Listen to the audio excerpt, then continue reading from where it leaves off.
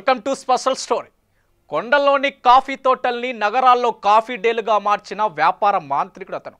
అదును చూసి అవకాశాలపై గురిపెట్టి గెలిచిన అసాధ్యుడు అతను. ఎంతకు ఎవరనుకుంటున్నారా?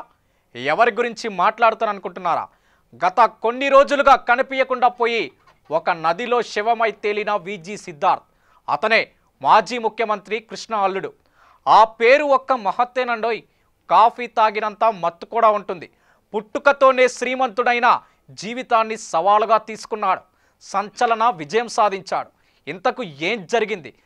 జీవితంలో ఎలాంటి ఒడిదుడుకులున్నాయో V3 న్యూస్ స్పెషల్ స్టోరీ. కర్ణాటకలోని చిక్మగళూరులో 300 ఎకరాల కాఫీ తోటలకు వారసుడు సిద్ధార్థ్.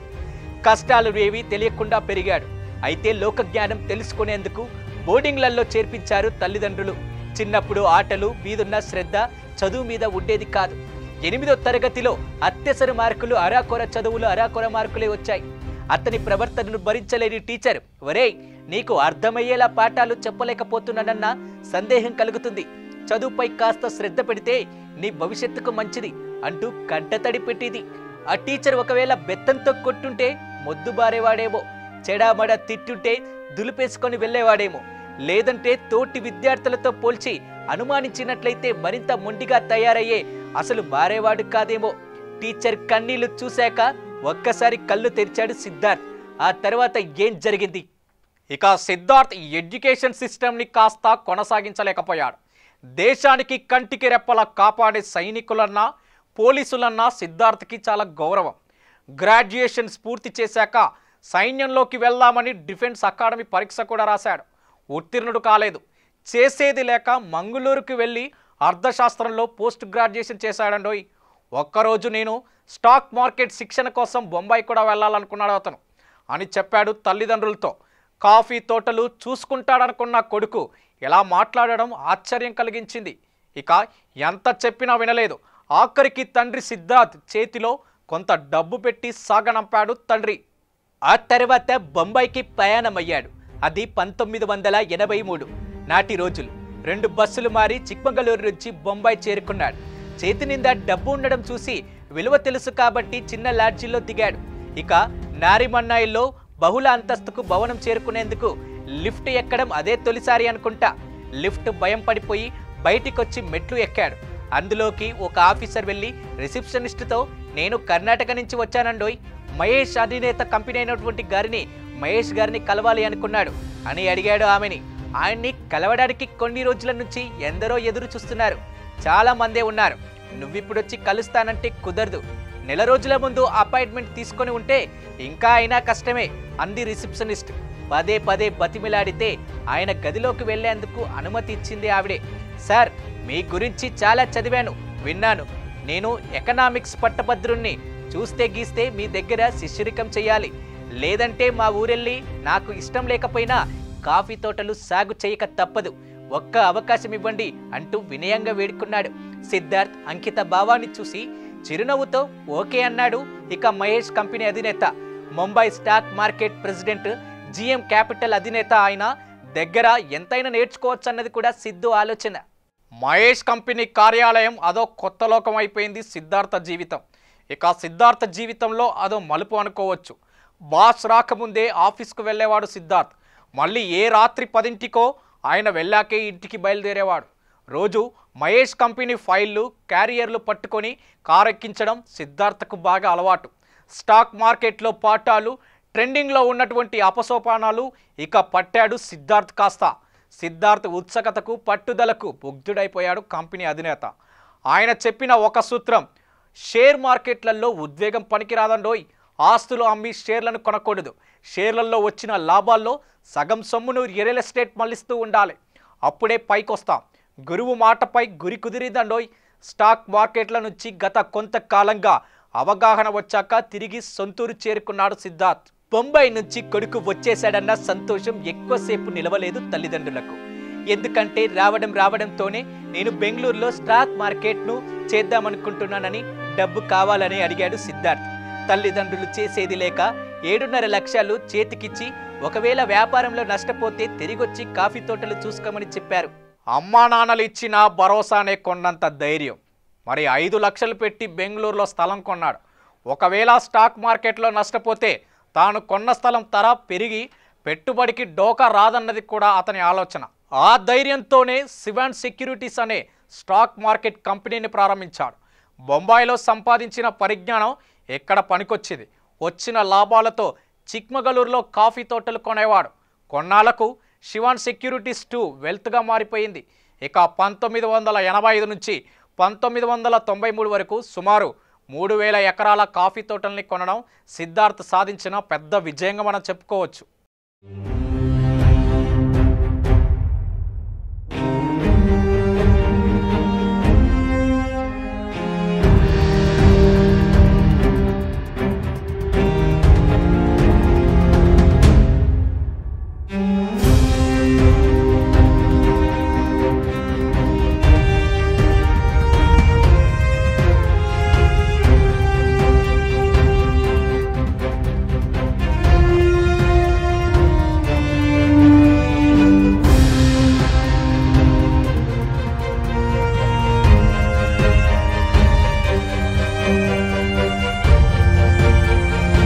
అదంతా చేసిన సిద్ధార్థ్ తర్వాతకి షేర్లలో పెట్టుబడి ప్రారంభించాడు.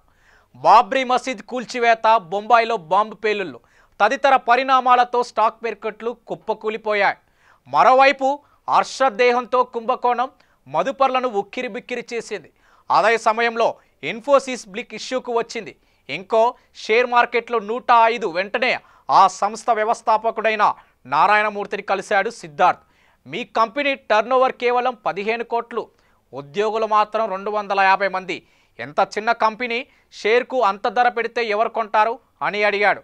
దాంతో ఇన్ఫోసిస్ యాజమాన్యం షేర్లను 95గా నిర్ణయించింది. మొదట్లో ఎవ్వరు కూడా పెద్దగా కొనలేదండోయ్.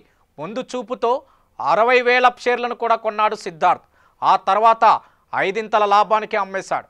అప్పుడు అమ్మకుండా ఇప్పుడు విక్రయించి ఉంటే దాదాపుగా 1500 కోట్ల లాభం వచ్చుండేది. ఆ తప్పు మళ్ళీ చేయకుండా మైండ్లో 435 కోట్లకు 3.5 కోట్ల షేర్లను కొని 3000 కోట్ల లాభానికి అమ్మేశాడు. ఇది చూస్తుంటే తెలుస్తుంది ఎంత బిజినెస్ మ్యానో సిద్ధార్థ్ అని. ఇక అలా చేసిన తర్వాత ఇప్పుడు సిద్ధార్థ్ చూపు కాఫీ వ్యాపారంపై పడింది. ఆ రంగాన్ని సంక్షోభం నుంచి గట్టెక్కించే నాదుడే లేడు. ఆ సమయంలో పివి నరసింహారావు ప్రధాని. సిద్ధార్థ్ వెంటనే రైతులను వెంటబెట్టుకొని ప్రధానిని కలిసి, సార్, అంతర్జాతీయ మార్కెట్లో కాఫీ గింజలు ధర కిలో 30 పలికితే రైతులకు కాఫీ బోర్డు చెల్లించే ధర కేవలం 10 రూపాయలే. రైతులే నేరుగా ఎగుమతులు చేయడానికి ప్రభుత్వ నిబంధనలు ఒప్పుకోవు. దేశంలో కాఫీ రైతులకు మేలు కలిగే చట్టాలు చేయండి అని విన్నపించాడు. కాఫీ ధరల సమస్యలను అప్పటికే ఆర్థిక మంత్రి మన్మోహన్ సింగ్ ఉండేవాడు. ప్రధాని దృష్టికి తీసుకెళ్లడంతో ఫలితం దక్కింది. 6 నెలల్లో కాఫీ బోర్డు గుత్తాధిపత్యం తగ్గిస్తూ రైతులే నేరుగా ఎగుమతి చేసుకునే వెసులుబాటు కల్పించింది కేంద్రం. దీనికి ఎంతో కృషి చేశాడు సిద్ధార్థ్. ఏది ఏమైనప్పటికీ యువతరం అడ్డుగా నిలుస్తుందా? యువతరం ఏదైనా సాధించాలనుకుంటే ఏదైనా సాధించవచ్చు. సాధ్యం కాదు అనుకుంటే ఏ పని చేత కాదు. పోరాడితే పోయేదేముంది, గెలిస్తే సంతోషం, ఓడిపోతే అనుభవం అన్న లక్ష్యం, అన్న దృఢ సంకల్పమే ఆ సిద్ధార్థ్ మాణిక్యం. 3000 ఎకరాల కాఫీ తోటల యజమాని. కేవలం వ్యవసాయానికి పరిమితమైతే లాభం లేదు కదా.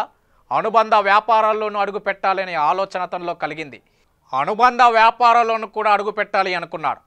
అమాల్గమేట్గా కాఫీ, ఇక బీస్కా కంపెనీని ప్రారంభించాడు సిద్ధార్థ్. అదే సమయంలో కాఫీ గింజల ఉత్పత్తిలో అగ్రస్థానంలో ఉన్న బ్రెజిల్ కరువు వచ్చింది. కాఫీ పంట బాగా తగ్గిపోయింది, ధర పెరిగిపోయింది. సిద్ధార్థ్ తెలివిగా అవకాశాన్ని అందిపుచ్చుకున్నాడు. ప్రపంచ దేశాలకు నాణ్యమైన కాఫీ గింజల్ని ఎగుమతి చేశాడు. 2 ఏళ్లు తిరగకుండానే అతిపెద్ద కాఫీ ఎగుమతి సంస్థగా మార్చాడు. ఎక్కడితో ఆగిపోకూడదు అనుకున్నాడు సిద్ధార్థ్. ఒకసారి ఏదో పని మీద సింగపూర్కి వెళ్ళాడు. అక్కడ ఇంటర్నెట్ వేర్ కాఫీ కనిపించింది. అందులో యువతి యువకులు ఒక చేత్తో బీరు తాగుతూ మరో చేత్తో కంప్యూటర్లో పనిచేస్తూ సిద్ధార్థ్కు ఆ అవుట్సోర్స్లో కొత్తగా కనిపించింది. ఆధునిక తరాన్ని ఆకట్టుకునేలా అనిపించింది. మన దేశంలో బీరుకు బదులు కాఫీ కేఫీలు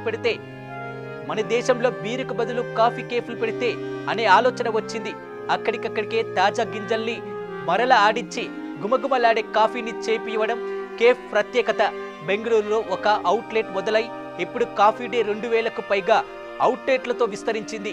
కాఫీ డేలు యువతరానికి అడ్డాలుగా మారాయి. ఇప్పుడు వాకిన్ ఇంటర్వ్యూలు, వెన్యూలు పెళ్లి చూపులు, వేదికలు, స్టార్టప్ ఐడియాలకు, మీటింగులకు, సినిమా చర్చలకు కలిసొచ్చే ప్రదేశాలు, వ్యాపార ఒప్పందాలు జరిగే బోర్డంలు ఒకటేమిటి ఎలాంటివైనా సరే కాఫీ తాగక తప్పదనిపించుకున్నారు.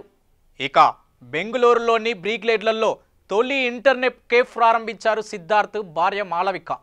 తమ కేఫ్లోకి ఎవరు అడుగు పెడతారని పడిగాపులు గాచేవారు. కొత్తలో ఎవరు వచ్చేవాళ్ళు కాదు. నాడు అయినా నాటిని కాఫీ డే అనే విత్తనం నేడు మహావృక్షమై ప్రపంచ ప్రఖ్యాత అయినటువంటి కంపెనీలకు సరసన చేరింది. ఈ కాఫీ డే 15 అంతర్జాతీయ నగరాల్లో కాఫీ డే విస్తరించింది. కర్ణాటకలోని కాదండోయ్, దేశవ్యాప్తంగా అతను సెలబ్రిటీగా మారాడు. మాజీ సీఎం ఎస్ఎం కృష్ణ కూతురితో పెళ్ళైపోయింది. 15,000 ఎకరాల కాఫీ తోటలు, 3,000 ఎకరాల అరటి తోటలతో ఆయన వ్యవసాయ వ్యాపారం వర్ధిల్లుతుంది. ప్రతి ఉదయం కూడా ఒక్కసారి తనను చూసి నేర్చుకోవాల్సింది బిజినెస్ గురించి ఎంతో ఉంది. ఇక వాస్తవానికి చివరికి మాత్రం బలమే జీవితం, బలహీనతే మరణం అనే వివేకానంద స్వామి సూక్తి నాకెంతో శక్తినిస్తుంది అంటూనే విజి సిద్ధార్థ తాజాగా కాఫీ లాంటివాడు. ఇక కాఫీ కంపెనీలు ఎలా పెట్టాడో అలాంటి తాజా కంపెనీ కాఫీ లాంటివాడు మన సిద్ధార్థ్.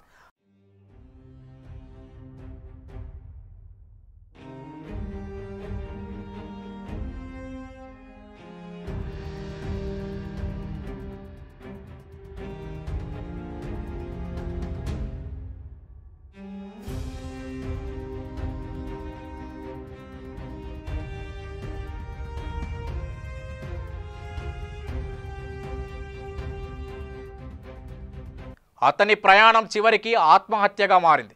నేత్రావతి నదిలో శవమై తేలడంతో ముగిసింది అత కథాంతం.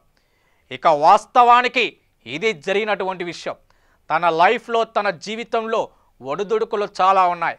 కష్టాలు పడ్డాడు, బాధలు పడ్డాడు, కన్నీరు కార్చాడు. కానీ చివరికి మాత్రం అన్ని అప్పులు ఉన్నా, ఏది చేసేది ఏమీ లేక బిజినెస్ మైండెడ్గా ఉన్న తను ఎన్నో కోట్లు సాధించి ఎంతో మందిని మనసు దోచుకున్న తను మాత్రం నేత్రావతి నదిలో కూడా శవమై తేలడంతో తన కథాంతం ముగిసింది. ఇది ఈరోజు స్పెషల్ స్టోరీ. మరో స్పెషల్ స్టోరీతో మీ ముందుంటా. చూస్తూనే ఉండండి V3 న్యూస్.